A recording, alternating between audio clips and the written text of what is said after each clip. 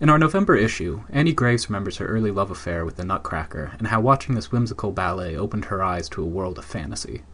If the Nutcracker could be such a rite of passage for a child in the audience, we wondered what it must be like for the children who, every year, join the Boston Ballet Company on stage.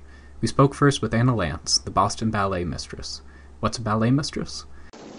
A ballet mistress basically rehearses and prepares the dancers, in this case children, for performing on stage. Everything from learning or teaching them, step by step, what to do, also preparing them for, big audience and dancing with full orchestra to, just trying to encourage them to go to bed early and eat right and things like that.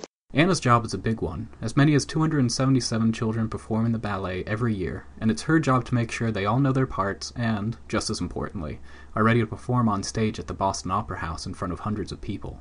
With cast members as young as 8, we had to wonder if there were any cold feet. Well, nobody really changes their mind, but they definitely get a little nervous, and I always say, little nerves that's good because that keeps you on your toes, literally and metaphorically too. But that's good, I think, for focus and everything like that. Well, that's easy enough for an adult to say, but what is it really like for a child to step out under the bright lights for the first time? You feel terror. That's Bronwyn Wadagill. She's a ballerina in her early teens, and last year she was one of the 4 girls who played Clara.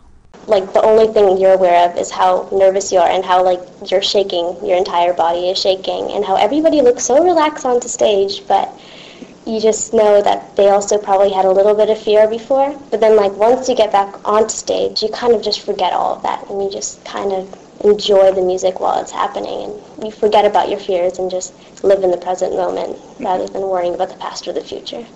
If Bronwyn sounds mature for her age, she is. She had studied with the Boston Ballet for years before her performance in the Nutcracker, and the discipline and professionalism of the institution seems to rub off on kids who hang around there.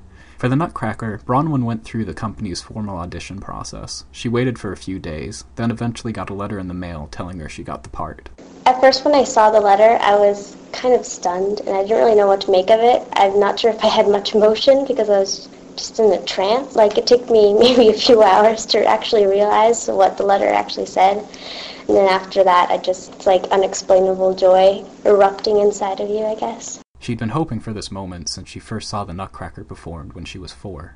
I always wanted to be one of the girls who came out of the skirt. I thought that was really cool. And just seeing all of the students inside the production made me really excited. And I was like, maybe I can do that one day. And I don't know, it was just something to really look forward to possibly in the future. And it happened. Of course, it wasn't all happily ever after. Being Clara is a lot of work and takes a big commitment from the whole family. On top of her regular ballet lessons, Bronwyn went through weeks of rehearsals and still had to balance her schoolwork on top of that. But naturally, she says it was all worth it. After her first performance, she remembers breaking into tears.